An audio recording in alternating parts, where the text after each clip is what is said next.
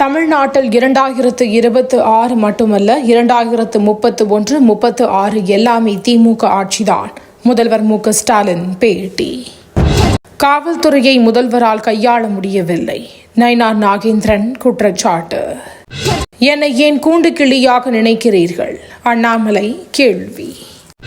மே மாதத்திற்குள் கட்சி கட்டமைப்பு பணியை விரைந்து முடிக்கவும் விஜய் அறிவுறுத்தல். ஆட்சியை பிடிக்க வேண்டும் என்ற எண்ணம் அதிகமாகிக் கொண்டே இருக்கிறது.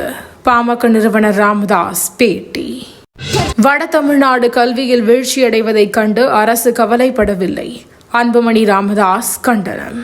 கடந்த ஆண்டை விட 10ஆம் வகுப்பு தேர்ச்சி விகிதம் சுமார் 2.55 அதிகரிப்பு.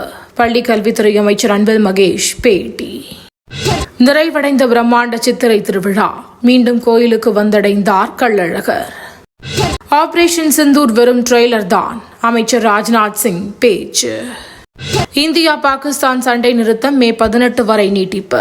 எல்லையில் பதற்றத்தை தணிக்க ஒப்புதல்.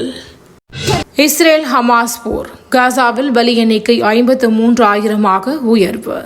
சீனாவில் நிலநடுக்கம் ரிக்டர் அளவில் 4.5 பதிவு. தூத்துக்குடியில் சூறாவளி காற்றுடன் பெய்த கனமழை. 3 வீடுகள் சேதம். சேலம், நாமக்கல் உள்ளிட்ட மாவட்டங்களில் இன்று மழைக்கு வாய்ப்பு. வானிலை மையம் தகவல்.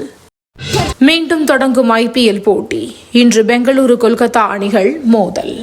தினந்தோறும் காலை தலைப்புச் செய்திகளை உடனுக்குடன் தெரிந்து கொள்ள வணக்கம் இந்தியா நியூஸுடன் இணைந்திருங்கள்.